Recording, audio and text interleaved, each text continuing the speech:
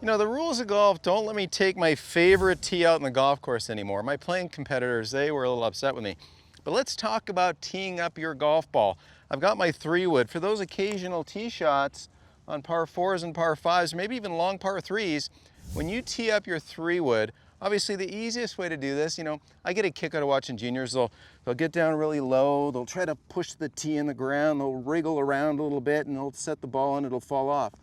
You know, put the tee between your fingers, just like that, and then get the golf ball. Now you can push the golf ball into the ground. For those of you that don't know how to do that, you're gonna thank me. Now you're gonna push down until you feel your fingers compressed into the grass with a 3-wood, because now that's about a ½ inch off the ground.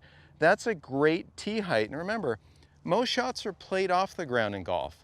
We putt it, the ball's on the ground, we hope. All the iron shots from the fairway, the rough, the ball's on the ground. The 3-wood, we want to give ourselves a little bit of an advantage, just a tiny advantage on the tee by getting the ball elevated fractionally. We don't want to play a 3-wood like I'm about to hit a driver here for you in a moment. We want to get it close to the grass, just up about ½ inch. That's perfect. So the 3-wood, again, get that tee between your fingers, put the golf ball on that tee, use the golf ball, leverage that tee in the ground. If the ground's firm, that's how you're going to do it. And then when you feel the grass kind of touch your fingers, that's about perfect. Now let's have some fun with the driver.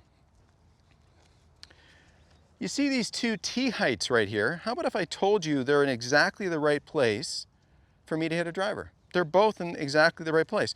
So with this tee on the ground, the one you're familiar to look at, and we'll go over tee height in just a second, take a look at this. If I set up and I look down and pick my target down range, get organized over the golf ball, or how about if I take this radius, take this structure of my arms and elevate it, you'll see that it matches up with this really high tee quite nicely.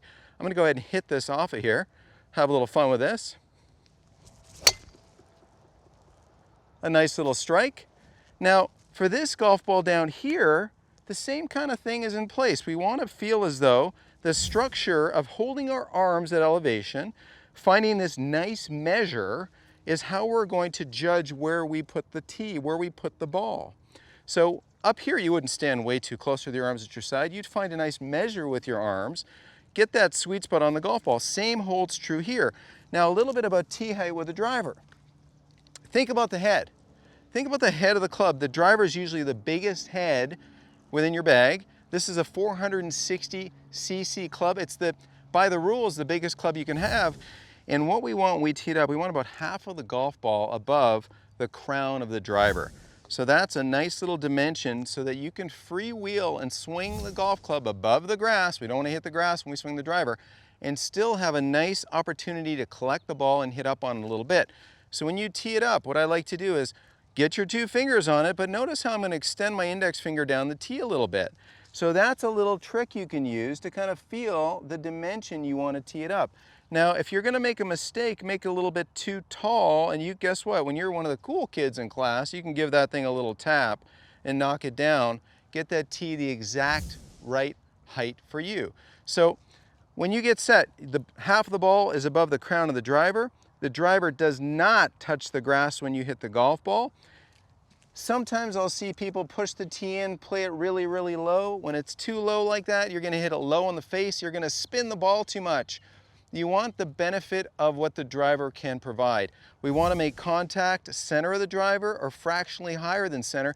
That's going to give you the optimal spin number. So remember, get that ball, get that tee between your fingers, use the ball as leverage, tee it up, tee that golf ball up so half of that golf ball is just above the crown of that driver, and that's how we want to do it.